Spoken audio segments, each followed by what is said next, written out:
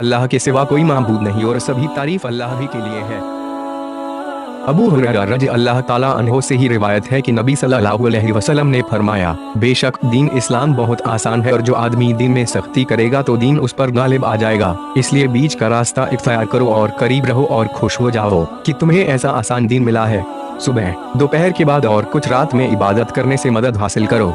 मतलब यह है कि एक मुसलमान को राहत और सुकून के वक्तों में निहायत दिलचस्पी से इबादत का फरीजा अदा करना चाहिए ताकि उसका अमल लगातार कायम रहे, क्योंकि थोड़ा सा अमल डट कर और बराबर करना उस बड़े अमल से कहीं बढ़कर है जो करके छोड़ दिया जाए। बरा बिन आजिब रज़ी अल्लाह ताला अन्हो से रिवायत है कि नबी सल्लल्लाहु अलैहि वसल्लम जब हिजरत करके मदीना तशरीफ लाए तो पहले अपने दडिहाल या ननिहाल जो अंसार से थे उनके यहाँ उतरे और मदीना में 16 या 17 महीने बैतुल मुक़द्दस की तरफ मुँह करके नमाज पढ़ते रहे। फिर भी चाहते थे कि आपका किबला काबा की तरफ हो जाए, चुनाचे हो गया और पहली नमाज जो आपने काबा की तरफ पढ़ी वह असर की नमाज थी और आपके साथ कुछ और लोग भी थे। उनमें से एक आदमी निकला और किसी मस्जिद वालों के पास से उसका गुजर हुआ। वह बैतुल मुक़द्दस की तरफ मुंह किए हुए रकू की हालत में थे, तो उसने कहा कि मैं अल्लाह को गवाह बनाकर कहता हूँ कि मैंने रसूलुल्लाह सल्लल्लाहु अलैहि वसल्लम के साथ मक्का की तरफ मुंह करके नमाज पढ़ी है। यह सुनते ही वह लोग जिस हालत में थे उसी हालत में काबा की तरफ फिर गए और जब आप बैतुल मुक़द्दस की तरफ मुंह करके नमाज पढ़ते थे तो यहूदी और नसरानी ईसाई बहुत खुश होते थे, लेकिन जब आपने अपना मुंह काबा की तरफ फेर लिया तो यह उन्हें बहुत नागवार नापसंद गुजरा। इस हदीस में यह भी है कि किबला बदलने से पहले जो लोग मर चुके थे उनके बारे में हमें मालूम नहीं था कि उन्हें नमाज का सवाब मिलेगा या नहीं, तो अल्लाह ताला ने यह आयत उतारी। ऐसा नहीं है कि अल्लाह ताला तुम्हारा ईमान यानी तुम्हारी नमाजें बेकार कर दे। आयत करीमा में नमाज की ताबीर ईमान से की गई है। मालूम हुआ कि नमाज जो एक अमल है यह ईमान का हिस्सा है और इसमें कमी और बेशी मुमकिन हो सकती है। अबू सईद खुदरी रज़ी अल्लाह ताला अन्हो से रिवायत है कि उन्होंने रसूलुल्लाह सल्लल्लाहु अलैहि वसल्लम से सुना, आप फरमा रहे थे कि जब कोई बंदा मुसलमान हो जाता है और इस्लाम पर अच्छी तरह अमल पैरा रहता है तो अल्लाह ताला उसके वे तमाम गुनाह माफ कर देता है जो उसने इस्लाम कबूल करने से पहले किए थे, और उसके बाद फिर मुआवजा शुरू होता है कि एक नेकी का बदला उसके 10 गुने से 700 गुना तक और बुराई का बदला तो बुराई के बराबर ही दिया जाता है, मगर यह कि अल्लाह ताला उसे माफ फरमा दे। दारकुतनी की एक रिवायत में यह भी है कि अल्लाह ताला उसकी हर नेकी को शुमार करेगा जो उसने इस्लाम से पहले की थी। मालूम हुआ कि काफिर अगर मुसलमान हो जाता है तो कुफर के जमाने की नेकियों का भी उसे सवाब मिलेगा। आयशा रज़ी अल्लाह ताला अन्हो से रिवायत है कि नबी सल्लल्लाहु अलैहि वसल्लम एक बार उनके पास तशरीफ लाए, वहाँ एक औरत बैठी थी। आपने पूछा, यह कौन है? आयशा रज़ी अल्लाह ताला अन्हो ने कहा कि यह फलां औरत है और उसकी बहुत ज्यादा नमाज का हाल बयान करने लगी। आपने फरमाया, रुक जा, तुम अपने जिम्मे सिर्फ वही काम रखो जो हमेशा कर सकती हो। अल्लाह की कसम, अल्लाह ताला सवाब देने से नहीं थकता, तुम ही इबादत करने से थक जाओगे। और अल्लाह ताला को सबसे ज्यादा पसंद फर्मा बरदारी का वह काम है जिसका करने वाला उस पर हमेशगी बरते। दरमियानी चाल के साथ नेक अमल पर हमेशगी बरतनी चाहिए। नीज यह भी मालूम हुआ कि इबादत करते वक्त बहुत सख्ती उठाना एक नापसंदीदा काम है।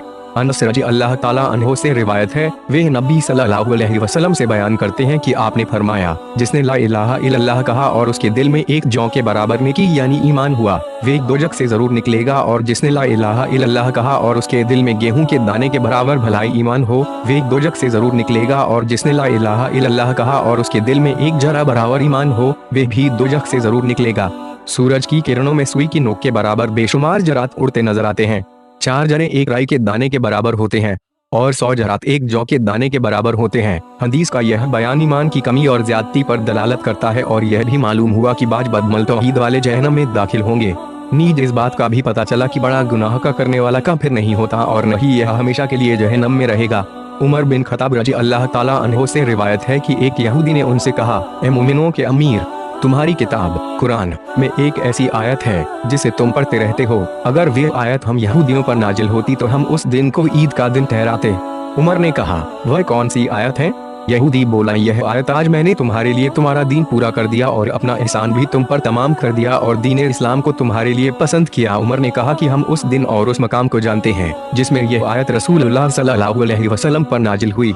यह आयत जुमा के दिन उतरी जब आप सल्लल्लाहु अलैहि वसल्लम अरफात में खड़े थे। आयत करीमा से मालूम हुआ कि इसके नाजिल होने से पहले दीन ईमान पूरा नहीं था बल्कि अधूरा था, लिहाजा इसमें कमी और ज्यादती हो सकती है। इमाम बुखारी फरमाते हैं कि मैं कई शहरों में 1000 से ज्यादा इल्म वालों से मिला हूँ। तमाम का यही मानना था कि ईमान कुल और अमल का नाम है और यह कम और ज्यादा होता रहता है। तलहा बिन उबैदुल्लाह रज़ी अल्लाह ताला अन्हो का बयान है कि नज्द वालों में से एक आदमी बिखरे बालों वाला रसूलुल्लाह सल्लल्लाहु अलैहि वसल्लम के पास आया। हम उसकी आवाज की गुनगुनाहट सुन रहे थे, मगर यह ना समझते थे कि क्या कहता है। यहाँ तक कि वह करीब आ गया, तब मालूम हुआ कि यह इस्लाम के बारे में पूछ रहा है।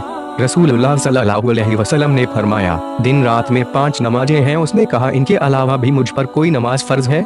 आपने फरमाया, नहीं, मगर यह कि तू अपनी खुशी से पढ़े। फिर रसूलुल्लाह सल्लल्लाहु अलैहि वसल्लम ने फरमाया, और रमजान के रोजे रखना? उसने अर्ज किया, और तो कोई रोजा मुझ पर फर्ज नहीं?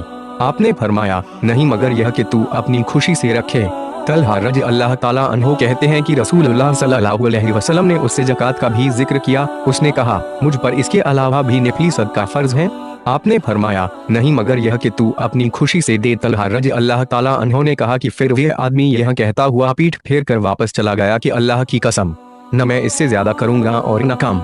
रसूलुल्लाह सल्लल्लाहु अलैहि वसल्लम ने फरमाया, अगर यह सच कह रहा है तो कामयाब हो गया। इस हदीस से मालूम हुआ कि वित्र फर्ज नहीं है, बल्कि नमाज तहज्जुद का हिस्सा होने की वजह से नफल है, क्योंकि इस हदीस में रसूलुल्लाह सल्लल्लाहु अलैहि वसल्लम ने सिर्फ 5 नमाजों को फर्ज फरमाया और बाकी को नफल करार दिया है।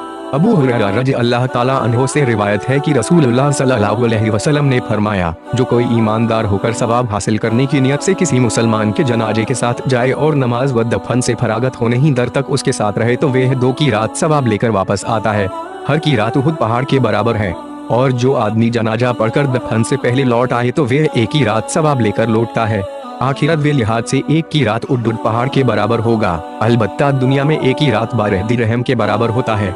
इस हदीस से जनाजे के साथ चलने, नमाज पढ़ने और दफन के बाद वापस आने की अहमियत का पता चलता है। अब्दुल्लाह बिन मसूद रज़ी अल्लाह ताला अन्हो से रिवायत है कि नबी सल्लल्लाहु अलैहि वसल्लम ने फरमाया, मुसलमान को गाली देना फिस्क और उससे लड़ना कुफ्र है। इमाम बुखारी ने इस हदीस से यह भी साबित किया है कि आपस में गाली देना और लान तान करना एक मुसलमान की शान के खिलाफ है। नीज एक दूसरे की नाहक गर्दनें मारने से ईमान खतरे में पड़ सकता है। नीज हदीस में जिक्र किए गए कुफ्र से हकीकी कुफ्र मुराद नहीं जो इंसान को इस्लाम के दायरे से निकाल देता है, बल्कि कुफ्र मुराद है। उबादा बिन सामित रज़ी अल्लाह ताला अन्हो से रिवायत है कि रसूलुल्लाह सल्लल्लाहु अलैहि वसल्लम एक बार कद्र की रात बताने के लिए अपने कमरे से निकले। इतने में 2 मुसलमान आपस में झगड़ पड़े।